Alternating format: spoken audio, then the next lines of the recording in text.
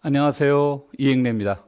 오늘은 재학생들 중에서 1, 2, 3, 4학년에 대한 학습 방법, 앞으로 이제 남은 기간 동안 어떻게 공부를 해야 될 것인가에 대해서 전체적인 얘기를 하게 될 텐데, 여러분들이 참고로 하셔야 될 것은 뭐냐면, 모든 대학이 또 동일한 커리큘럼을 가지고 있지 않습니다. 동일한 커리큘럼을 가지고 있지 않기 때문에 내가 지금 제시하는 방법의 교과 과목과 실제로 대학에서의 교과 과목에 차이가 있을 수 있습니다. 이를테면 1학년 때 배웠던 학교도 있고요. 선형대 수학이라는 과목을 어느 대학은 2학년 때 배우는 학교도 있고, 또 이산수학이라는 과목을 1학년 때 배우는 학교들도 있고 2학년 때 배우는 학교들도 있고요. 그 다음에 해석학, 실해석학 같은 경우는 2학년 때 배우는 학교도 있고 4학년 때 배우는 학교도 있고 그렇습니다. 그래서 그 학교마다 배우는 그 과목에 대한 내용들이 약간씩의 차이가 있을 수 있는데, 여기서 이제 보편적으로 나눴다라는 것에 대해서 참고를 하시고요. 그 다음에 오늘 수업에 대한 내용들은 전반적으로 여러분들이 어떻게 준비를 해야 될 것인가, 그 다음에 어떤 데 초점을 두고 공부를 해야 될 것인가, 이런 데다가 초점을 두고 여러분들과 얘기를 나누려고 합니다. 자, 그러면 먼저 전체적인 내용들에 대해서 얘기를 해보도록 하죠. 자, 오늘 이제 할 내용들은 무엇을 얘기를 하려고 하냐면 집합론, 미적분학, 선형대 수학, 정수론, 이산수학, 교과교육론, 이 6개에 대한 과목을 가지고 얘기를 하려고 합니다. 이 6개의 과목들 중에서 1, 2학년 때 지금 대상을 하고 있지만 3, 4학년들도 이 수업을 들어보신다면 공부하는 데 이제 많은 도움이 될 겁니다. 자, 그러면 먼저 집합론은 이제 어떻게 공부를 해야 될 것인가라는 것에 대해서 얘기를 해보도록 하죠. 자, 집합론이라는 것은 그 교사임용 시험에서 실제로는 객관식 이후에는 출제되고 있지 않습니다. 객관식일 때는 위상수학의 한 영역 안에서 집합론이 한 문제씩 출제가 됐지만 서술형, 그 기입형 서술형의 이후로는 출제되지 않고 있습니다. 근데 이 집합론이라고 하는 것은 출제되지 않아도 여러분들이 20세기 수학을 가지고 있는 20세기 수학에서 가장 중심이 되는 수학이기 때문에 여러분들이 반드시 알아둬야 되기도 하고, 또 모든 과목 안에서 베이스로 깔려져 있는 내용들이기 때문에 여러분들이 이해하는데 굉장히 공부하는데 굉장히 중요한 과목이 됩니다. 자, 집합론에서 첫 번째 우리가 집합론에서는 집합적 사고에 대해서 이제 여러분들이 체크를 해야 됩니다. 이 집합적 사고라는 말은 무슨 뜻이냐면, 집합이라는 것은 어떤 현상이라든지 어떤 문제라든지 이런 것들이 있으면 이러한 내용들을 조직하고 해석하는데 가장 기초적인 내용이 되는데, 집합적 사고를 한다라고 할 때 여러분들이 이제 어떤 것들이 이제 중요한 내용이 될 수 있냐면, 집합적 사고에서는 우리가 조건 제시법, 이것에 관련된 내용들을 얘기를 해야 됩니다. 그래서 여러분들이 보통 공부할 때 어떤 형태로 얘기를 해주냐면,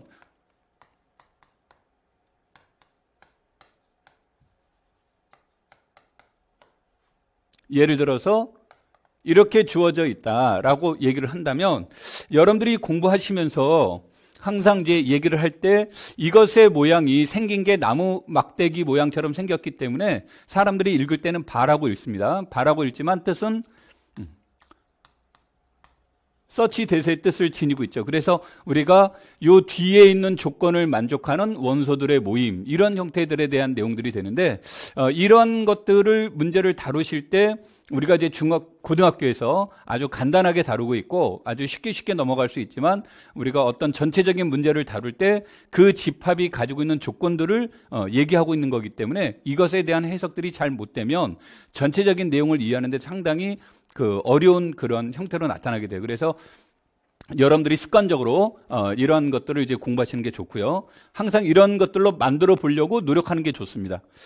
자, 그 다음에 우리가 이제 수학에서의 두 번째로는 집합에서 가지고 있는 내용들은 이제 함수에 대한 개념이에요. 그래서 우리가 모든 수학이 집합과 함수가 베이스로 깔려져 있습니다. 그래서 함수에 대한 개념을 이제 이해하시는 게 좋은데, 이 함수에 대한 내용들 중에서 여러분들이 공부하시는 데 있어서 아마 1, 2학년 때는 어떤 개념 정도로만 이해하시면 되냐면, 역함수의 개념, 그 다음에 역함수의 의미, 이런 것들을 중심으로 공부하시면 공부하는 데 도움이 많이 돼요. 그래서 역함수가 존재할 조건은 어떤 것인가, 그 다음에 역함수가 가지고 있는 의미는 무엇인가, 이런 것들이 되는 거고, 그 다음에 이 역함수라는 것을 번역하는 게 이제 뒤에 가면 상황에 따라서 역함수를 번역하는 것들이 굉장히 달라지게 됩니다. 그래서 어떤 상황에서는 역함수라는 개념이 그냥 여러분들이 단순하게 1:1 대응 정도로만 해석이 될 수 있지만 이 역함수에 대한 것이 실제로 존재하는지 존재하지 않는지를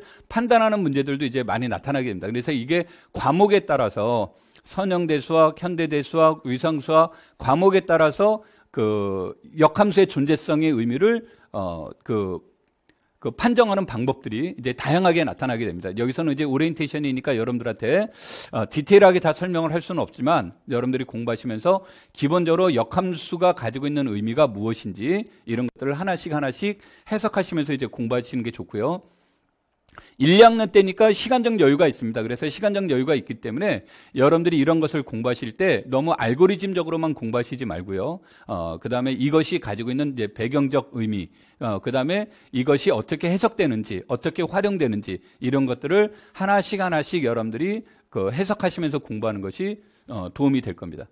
자, 그 다음에 이제 무엇에 대한 내용들이 중요하냐면 우리가 집합론에서 여러분들이 꼭 알아야 될 것이 동치관계와 순서관계에 대한 문제가 됩니다. 그래서 이런 그 관계성들을 여러분들이 체크를 해보시고 그런 것들을 하나하나씩 검증해보는 과정을 거치게 되는데 이 집합론이라는 것이 모든 과목에서 이 네 가지가 베이스적 이론이 됩니다. 그러니까 이것이 베이스가 되는데 문제는 이 집합론을 꼭 공부하세요라고 말하는 것 중에 하나는 여기에 대한 증명법 때문에 그렇습니다. 그래서 우리가 보통 증명법이라고 얘기를 하게 되면 증명법이라고 얘기하면 사람에 따라서 증명법을 분류하는 방법은 다릅니다만 수학 교육학 신론에 나온 것을 기준으로 해서 여러분들한테 설명을 해보면 우리가 증명법에는 직접 증명법과 간접 증명법, 그 다음에 반례법 이렇게 이제 크게 세 가지로 나눌 수 있고요. 직접 증명법에는 우리가 또 이제 그 연역법과 그 다음에 수학적 귀납법으로 나눌 수가 있어요.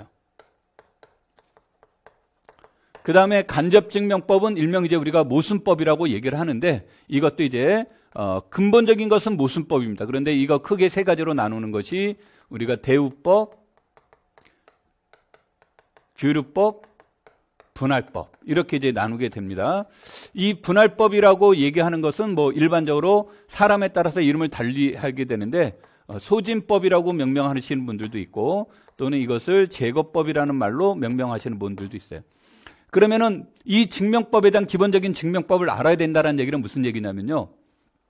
어떤 하나의 이론이 나올 때 이 이론은 직접 증명하는 것이 효과적인지 간접증명법을 쓰는 것이 좋은지 간접증명법에서도 이것이 대우법인지 규류법인지 아니면 분할법으로 증명하는 것이 좋은지 이런 것들을 여러분들이 하나씩 터득해 나가는 겁니다. 그래서 이런 것들은 금방 이렇게 되는 것이 아니라 뭐 우리가 이성적으로 이렇게 판단한다고 해서 금방 되는 것이 아니라 여러분들이 몸에서 느끼기도 해야 됩니다. 그래서 이런 증명법들을 같이 고민을 하시면서 공부를 하시는 게 좋고 이 반례법이라고 하는 것은 주로 언제 사용되는 거냐면 상대의 명제가 상대의 주장이 잘못됐음을 보이고자 할 때 이때 반례를 드는 방법이 됩니다. 그래서 여러분들이 공부하시면서 특히 집합론에서 이제 기본적인 증명들이 많이 나와요. 기본적인 증명들이 나오는데 집합론에서 나오는 증명법은 굉장히 좋습니다. 그래서 굉장히 좋고 여러분들이 앞으로 공부하시는 과정 안에서 가장 베이스가 되기도 하지만 이것이 다른 증명들을 쉽게 해 나가는데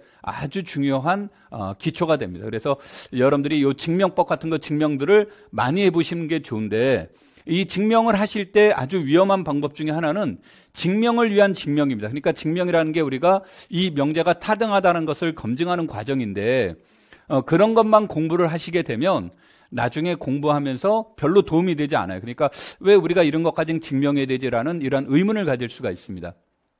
그래서 이 증명법에서는 여러 가지 이제 방법이 있는데 첫 번째로는 문제 해결에 아주 중요한 아이디어를 여기에서 증명하는 과정에서 여러분한테 단서로 제공해 줄 수 있고요. 두 번째로는 증명하는 과정 속에서 어떤 것들이 나오냐면 주어진 조건들을 어떻게 활용하고 있는지 그 다음에 그런 것들로부터 앞으로 어떻게 다시 발산적 사고를 할 수 있는지 이런 것들을 여러분들이 하나하나씩 준비해 나가는 것이 굉장히 중요합니다. 그래서 이 집합론이라고 하는 것은 특히 그 1학년 때 배운다든지 2학년 때 배운다든지 하는데 이 내용들을 여러분들이 굉장히 그 중요하게 생각하시는 게 좋고요. 그 다음에 이것이 시험에 안 나오니까 상관없어. 그런데 보통 시험에 안 나오더라도 전공을 공부하는데 아주 배경이 되는 그 사고가 되는 거니까 여러분들이 여기서 나오는 내용들을 하나씩 체크해 보는 게 좋고요.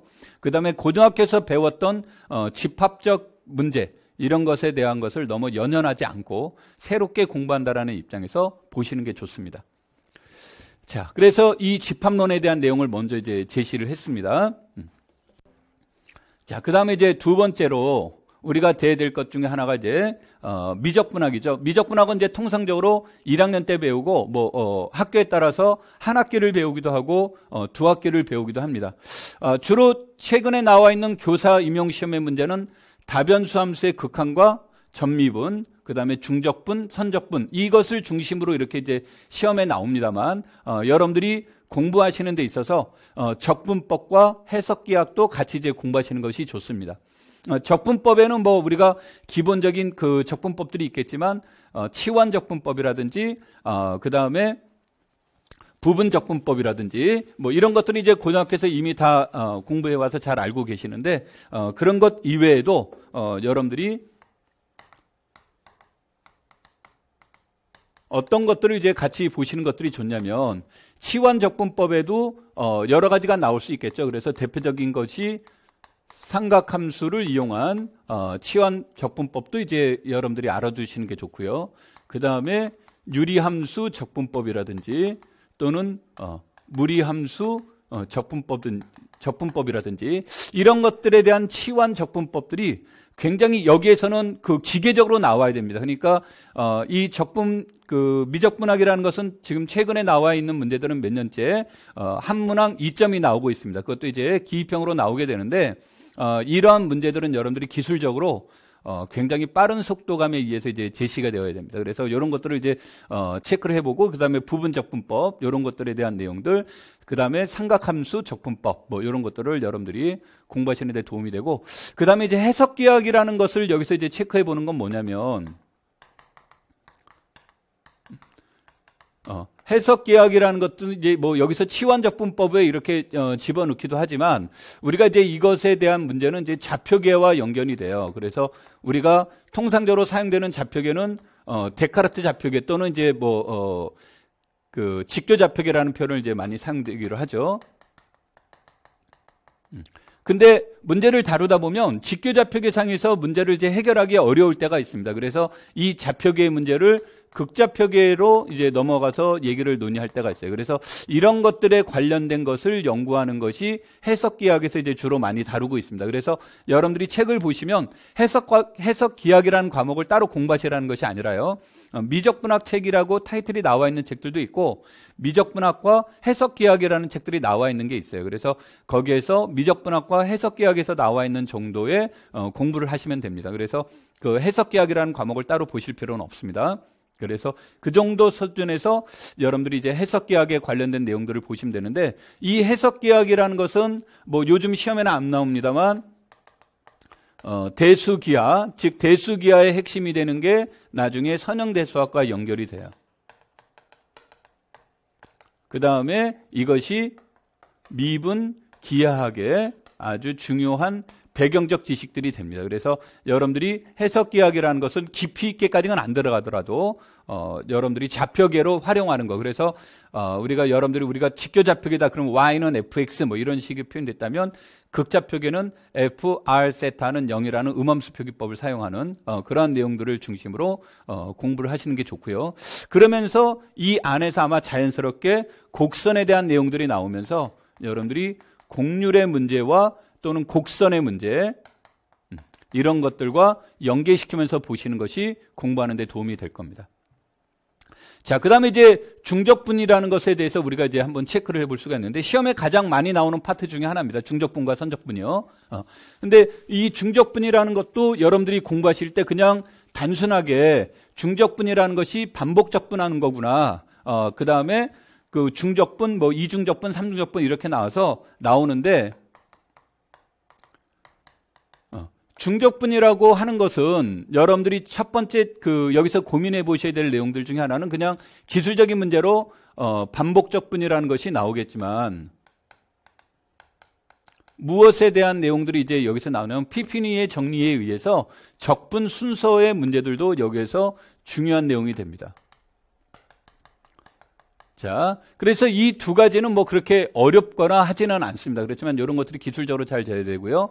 그 다음에 이제 많은 사람들이 좀 어려워하고 제일 많이 나오는 것들 중에 하나가 무엇에 대한 문제냐면 치환의 문제입니다. 그래서 이제 여기에서는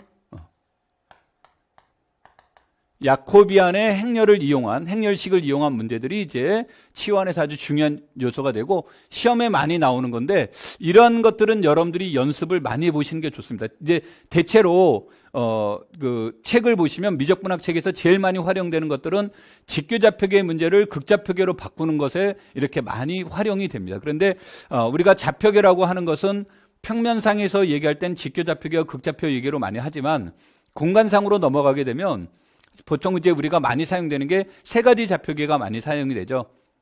직교좌표계, 원통좌표계, 구면좌표계 이 세 가지가 이제 많이 이용되기도 하지만 좌표계라고 하는 것은 이런 것만 있는 게 아니라 굉장히 무수히 많이 존재합니다. 우리가 인위적으로 독립적인 내용을 가지고 인위적으로 만들어낼 수도 있기 때문에 실제 시험에서는 인위적으로 만들어내는 것들이 더 많이 나오게 돼요. 그래서 직교좌표계 같은 경우를 극좌표계로 바꾼다든지 또는 평면 공간상에서 직교좌표계의 문제를 원통좌표계로 바꾼다든지 또는 구면좌표계로 바꾼다든지 하는 형태들은 이미 알고리즘으로 다 나와 있어요. 그래서 알고리즘으로 나와 있는데 그런 거 말고 우리가 이제 인위적으로 만드는 거. 그러면 항상 치환을 할 때 목적은 뭐가 있습니까? 이러한 목적을 가지고 있는데 이것의 목적은 단순하겠죠. 적분이 쉽게 만들려고 하는 것이 목적이 되겠죠. 그래서 단순하게 우리가 이제 어떤 학문적 이런 취향보다는 복잡한 문제를 또는 우리가 알고 있는 적분으로 해결되지 않는 문제들을 효과적으로 바꿀 수 있는 방법 이런 것들을 여러분들이 고민해 보시면서 보시는 게 좋습니다. 그래서 이쪽 파트가 이제 가장 많이 이제 나오는 거고요. 그 다음에 이제 또 하나의 문제는 중적분의 문제에서 고민해야 될 거고 그 다음에 생각보다 여기 부분들이 잘 안 되는 것 중에 하나가 적분 영역입니다.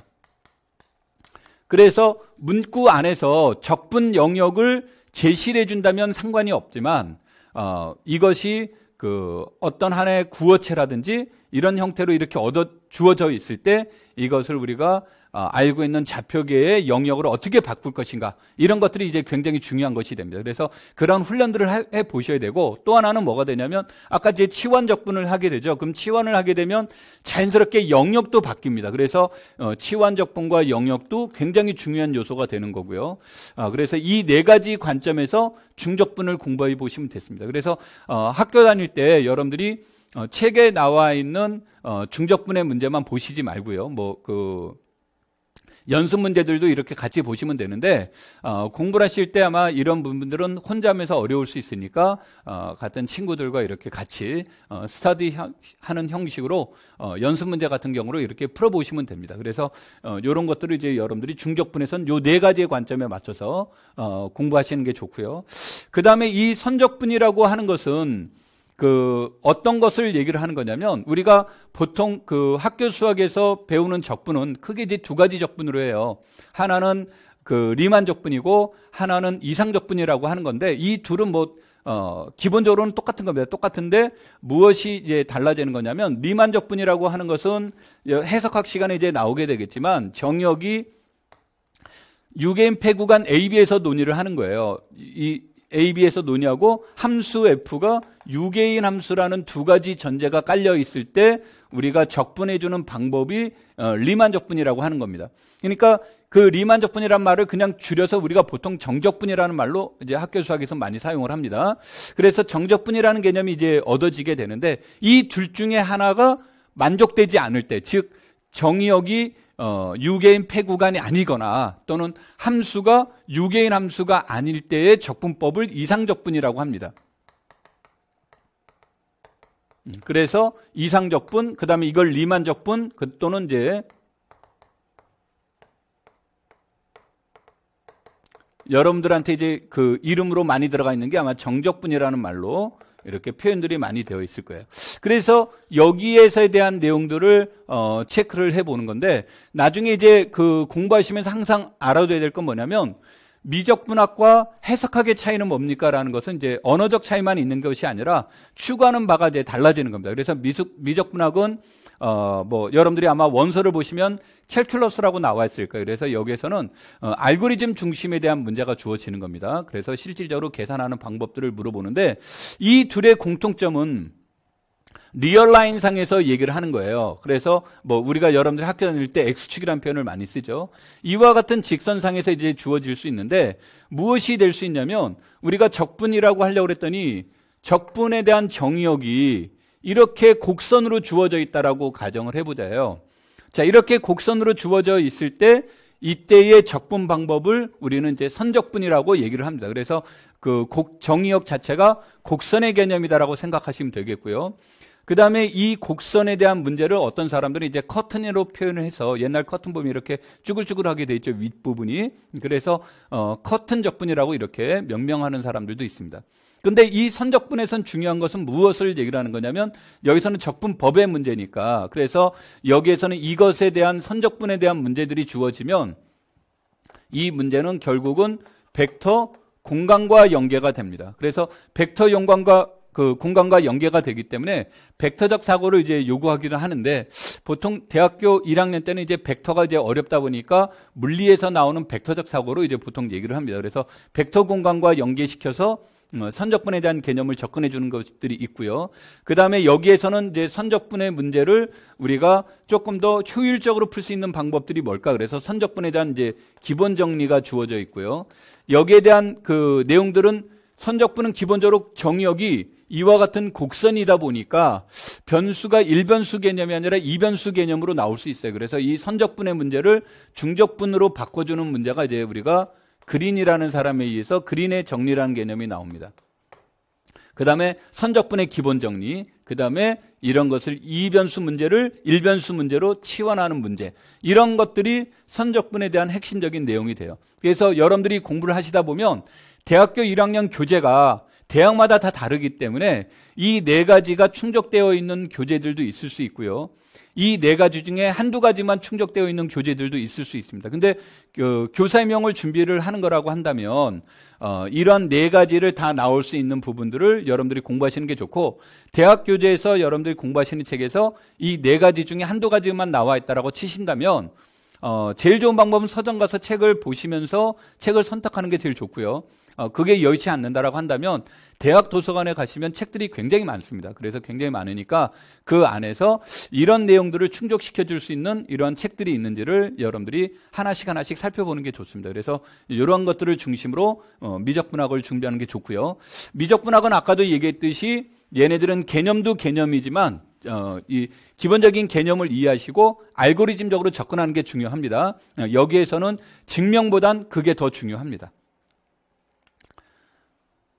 자, 그 다음에 이제 이 선형대수학이 되는데, 이 선형대수학이라는 것은 내용이 굉장히 쉬울 수도 있고 어려울 수도 있습니다. 그래서 보통 대학교 1학년 때 배우기도 하고, 요즘은 이제 뭐 커리큘럼을 굉장히 빨리 돌려서 1학년 2학기 때 배우는 학교들도 있고 2학년 때 배우는 대학들도 있고, 그런데 이 선형대수학이라고 하는 것은 무엇에 대한 내용들을 얘기를 하냐면 선형성이에요. 이때 선형이라는 것은 무엇을 얘기를 하는 거냐면, 우리가 2차원적으로 얘기한다면 직선, 3차원적으로 생각하면 평면, 뭐 4차원 이상에서 생각하면 공간, 뭐 이런 식에 대한 내용이 됩니다. 그럼 그런 곳에서에 대한 선형성을 얘기를 해주는데, 이때 선형에서 가장 중요한 것은 당연히 선형 공간과 내적 공간에 대한 개념이 주어지는데, 이때 선형 변환이라고 하는 것은 어떤 것을 얘기를 하냐면, 어떤 벡터 공간이 주어져 있고 벡터 공간이 주어져 있을 때 벡터 공간에서 벡터 공간으로 가는 어떤 함수예요. 벡터 공간에서 벡터 공간으로 가는 함수인데, 그냥 함수를 우리가 선형 변환이라고 하지 않고 여기서는 특별한 성질을 얘기를 합니다. 그러니까 뭐라고 얘기를 할 수도 있냐면 성질이 보존되는 거예요. 성질이 보존되는 그러한 특별한 변환을 우리가 이제 선형 변환이라는 이름으로 이렇게 얘기를 합니다. 그래서 이 선형 변환에 대한 연구가 이루어지는 거예요. 그래서 핵심적인 내용은 이 선형 변환에 관련된 내용이 되는데, 이 선형 변환에 대한 내용들이 문제를 다루다 보고 하려다 보니까 굉장히 복잡해지기 시작합니다. 그래서 이와 같은 복잡한 내용들을 보다 효과적으로 풀 수 있는 방법은 없을까, 이런 것들을 연구한 데서 나온 게 바로 행렬의 문제예요. 그래서 내가 이제 무슨 표현들을 많이 쓰냐면, 선형 변환을 2자로 줄이면 행렬이고 4자로 늘리면 선형 변환이다, 이렇게 얘기를 합니다. 그래서 여러분들이 이제 공부하시면서 훈련해야 될 것은 선형 변환과 행렬에 대한 것을 서로 호환시켜주는 것들을 학습하는 게 중요한데, 앞에서 내가 간단하게 미적분학 얘기를 하면서도 얘기를 했지만, 이 선형 공간에서 핵심적인 내용으로 이루어지는 것이 바로 기저라는 거예요. 이 기저라는 것이 핵심적으로 이제 이루어지게 되는데, 이 기저라는 말은 얘가 무엇을 결정을 합니까? 그러면 얘가 좌표계를 결정하는 거예요. 그러면은 이 기저, 즉 좌표에 따라서 항상 똑같은 선형 변환이라 하더라도 행렬로 표현하는 방법은 달라지게 나타납니다. 그러니까 얘는 유일한 것이 아니에요. 그래서 기저에 따라서 행렬로 표현하는 것들이 달라지기 때문에 여러분들이 항상 공부하실 때 기저에 따라서 선형 변환을 어떻게 행렬로 바꿀 것인가 라는 내용들을 공부하시면 좋겠고요. 그 다음에 이 선형 변환에 대한 내용들 중에서, 그러면 이 선형 변환이 가지고 있는, 아까 이제 선형 변환은 일종의 무엇을 지칭합니까? 라고 얘기를 하면, 우리가 중학생이 알아들을 수 있는 언어로 표현한다면 원점을 지나는 1차를 뜻하는 겁니다. 원점을 지나는 1차. 그럼 원점을 지나는 1차인데, 우리가 중학교로 다시 돌아가 본다면 원점을 지나는 1차 중에서 핵심적인 내용이 기울기를 뜻하는 거죠.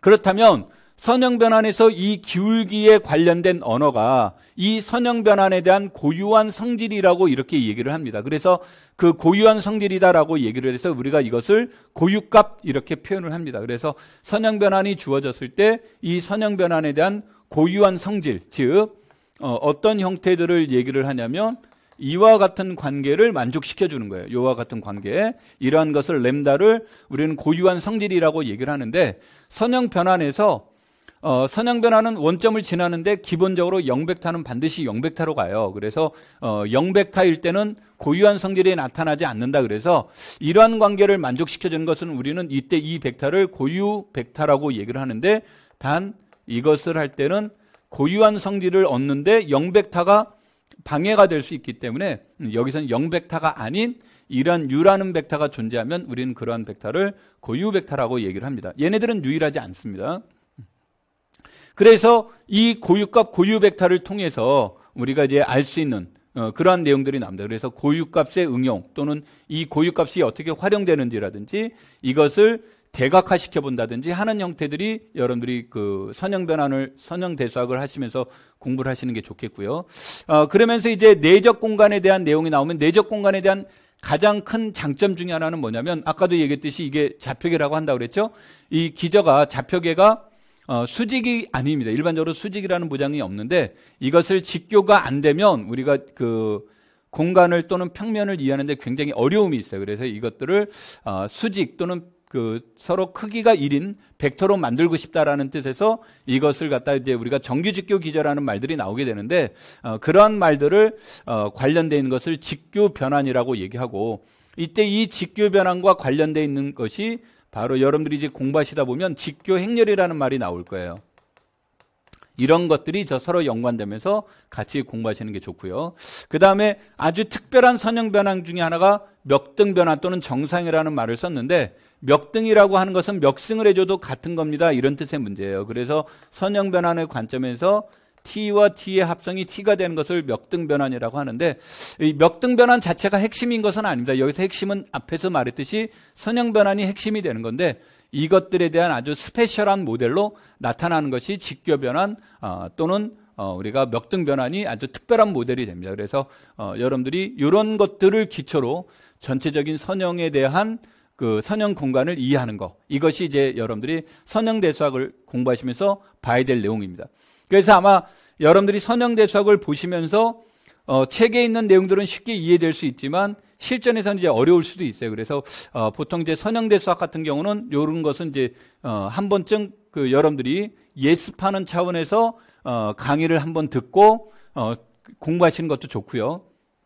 그 다음에 공부가 다 끝난 다음에 복습하는 차원에서 그 인터넷 수업을 한번 들어보시는 것도 공부하는데 굉장히 도움이 될 겁니다. 그래서 선형대 수학이라는 게 어떻게 보면 되게 쉬운 것처럼 보여져요. 되게 쉬운 것처럼 보여지지만 실전에서 보시면 간단하지 않을 때가 많이 있습니다. 그래서 이런 것들은 여러분들 그런 것과 같이 연계해서 보시면 되겠고, 그 다음에 이제 이 선형대 수학이 대학교 1학년 때 배우다 보니까 뭐가 다르냐면 교사 임용 시험이라는 것은 4년을 다 배웠다라는 것을 전제로 시험에 나와요. 근데 대학교 1, 2학년 때 배우는 선형대 수학은 4년을 다 배우지 않았고 1, 2학년이라는 학생을 하다 보니까 내용이 조금 축소될 수도 있고요. 조건이 좀 제한적으로 이렇게 주어질 수도 있어요. 그래서 선형대 수학을 굉장히 잘한다고 생각했는데 실제 시험 보고 나서 어려워하는 사람들도 많이 있고, 그 다음에 학원에 와서 수업을 듣는데 이렇게 멍하니 이렇게 있는 경우들도 있을 수 있습니다. 그래서 그런 것들은 여러분들이 보충을 하려면 한 번쯤 인터넷 수업을 들어보시면 도움이 될 겁니다.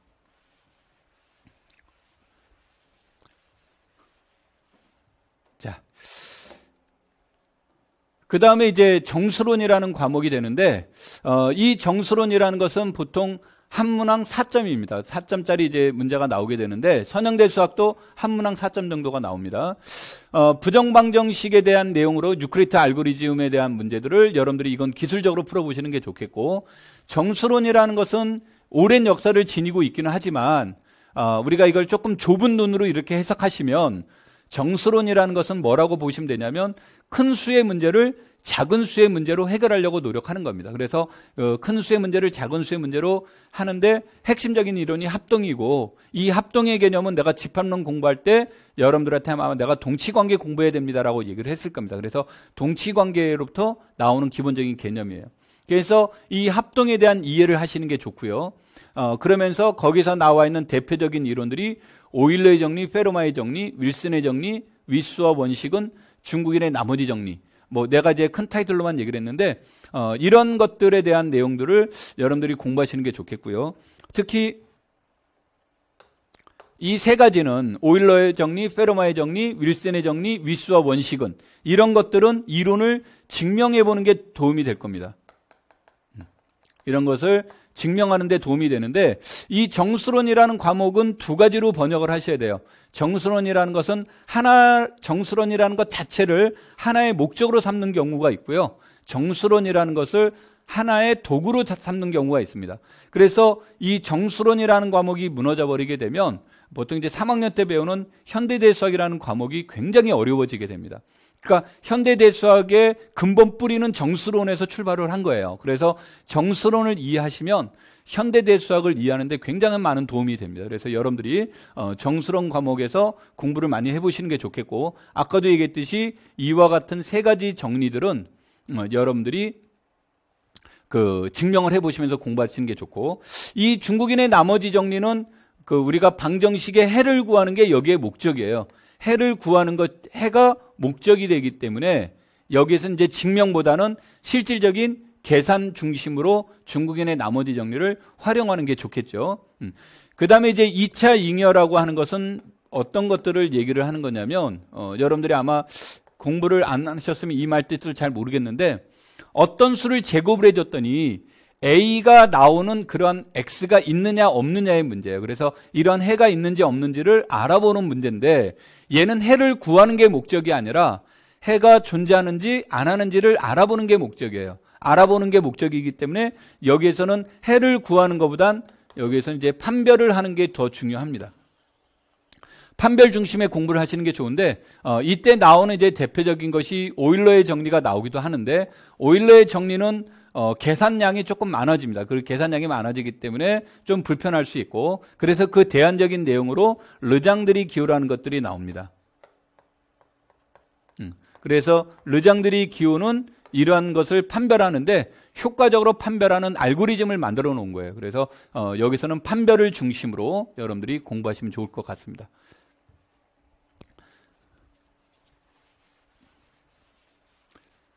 자, 그다음에 이제 이산수학은 세는 방법. 이산수학의 원래 목적은 최적화에 있는 겁니다. 그래서 이 최적화 이론에 대한 내용이 되는데 이 최적화 이론을 이제 그 효과적으로 다루는 베이스가 되는 것이 우리가 세기 방법, 그다음에 점화식, 그다음에 그래프 이론, 이 세 가지가 핵심적인 이론이 됩니다. 그래서 여러분들이 이산수학이라고 하는 것은 간단할 수 있는데 나중에 여기서 체화 당시 이제 4학년 때 배우는 4학년 때와 연결이 되는 것들이 됩니다. 그래서 여러분들이 요와 같은 내용들을 보시면 되는데 이건 아마 보시면 몇 가지를 제외하고는 조금 어렵다기보다는 아마 생소함보다는 아마 친근감이 가는 그러한 과목으로 이루어져 있어서 간단하게 넘어가도록 하겠습니다. 자, 그 다음에 이제 교과교육론의 문제인데 이 교과교육론은 내가 수학교육학 신론이라고 이렇게 거와 교육과정 두 가지로 이제 제시를 했는데 대학에서 배우는 교재가 수학교육학 신론이 아닐 수도 있습니다. 그러니까 신론이 아니래도 학교에서 교수님들이 제시해주는 교재를 열심히 보시면 됩니다. 이거는 이제 내가 많은 사람들이 보는 책들이 수학교육학 신론이기 때문에 내가 신론이라고 이렇게 이름을 붙인 겁니다. 그래서 여러분들이 대학에서 뭐 정론이라는 책을 배웠다 그러면 정론을 보시면 되고 수학교육학 개론이라는 것을 배웠다 그러면 그 개론을 열심히 공부하시면 됩니다. 신론을 꼭 보셔야 되는 건 아니고요. 자, 이것을 보시는데 이거를 볼 때 수학교육 심리학, 수리철학, 교수학습 방법 요 세 가지에 나와 있는 내용들을 여러분들이 공부하시는데 문제는 뭐냐면 우리는 이과 공부를 했는데 여기에서 나와 있는 내용들은 문과 공부와 관련성이 높은 내용들이 많이 나옵니다. 그래서 여러분들이 공부를 할 때 이렇게 한 번 들어도 잘 와닿지 않는 이런 이론들이 많이 있어요. 이론들도 있고 생소할 수 있습니다. 생소할 수 있는데 여러분들이 이런 것들은 그래서 내가 뭐라고 얘기하냐면 많이 읽어봐라. 그러니까 동일한 책을 가지고 여러 번 읽어보면서 공부를 해야 되지 이거를 처음부터 읽으면서 밑줄 긋고 이것의 뜻은 뭐고 막 외우고 하는 형태가 되면 이것은 이제 단기적으로는 효과를 얻어낼 수 있지만 장기적으로는 이것이 이제 망치는 이제 지름길이 될 수도 있어요. 그래서 처음에는 1, 2학년 학생들한테는 이러한 내용들을 전부 다 이 신론에 관련된 책들을 많이 읽어봐라. 많이 읽어보면서 언어와도 친숙감이 가고 그 다음에 책에 관련돼 있는 언어들을 이제 그 뒤에 가서 분석해보는 과정으로 공부를 하시면 됩니다. 그래서 1, 2학년 때는 많이 읽어보라고 권하고 싶습니다. 읽는 방법은 어느 정도 수준으로 읽으면 되시냐면 전공책처럼 아주 깊게는 안 들어가셔도 되지만 소설책보다는 조금 더 머리를 쓰면서 전공보다는 그렇게 전공까지는 깊게 안 들어가도 되는 수준 그 정도 수준으로 여러분들이 신론책을 읽으시면 아마 공부하는 데 도움이 될 겁니다. 1, 2학년 때 최소 한 5번 정도, 2학년 마쳤을 때는 한 5번 정도는 읽었습니다 정도가 나와야 좀 신론책을 읽어봤구나 이렇게 보시면 됩니다. 신론책 한 번 읽어보고 나서 신론책 읽어봤는데요 그러시면 안 됩니다. 신론책 한 번 정도 읽어보면 이제 머릿말 정도 읽었구나라고 생각하시면 되겠고요. 그 다음에 한 4번 정도, 4번째, 그러니까 3번 읽고 4번째쯤 될 때는 이제 여러분들이 신론에 관련된 내용들을 정리해보는 시간을 가지면서 공부하시는 게 좋습니다. 처음 읽을 때 정리하는 것보단 한 2번, 3번 읽은 다음부터 정리하시면서 공부하면 공부하는 데 도움이 됩니다. 그 다음에 이 교육과정은 2015 개정교육과정이라고 했는데 이 교육과정은 1, 2학년생이 시험 볼 때 또 바뀔지도 몰라요. 바뀔지도 모르지만 그럼에도 불구하고 교육 개정안은 이해를 하셔야 됩니다. 이것을 이해를 해야 이 교육과정에 대한 것을 공부를 하셔야 나중에 교과교육론에 관련된 전반적인 내용들이 관련됩니다. 왜냐하면 교사를 선발하는 시험이지 전문가를 선발하는 시험이 아니에요. 그러니까 교사가 선발이 되려면 최소한 교육과정이 어떻게 이루어지는지는 알고 있어야 되는 거고 그 교육과정 하에서 우리가 수학 교육에 관련된 이런 심리, 철학, 학습 방법, 평가 이런 것들에 관련된 문제들이 그것과 연계돼서 나오는 겁니다.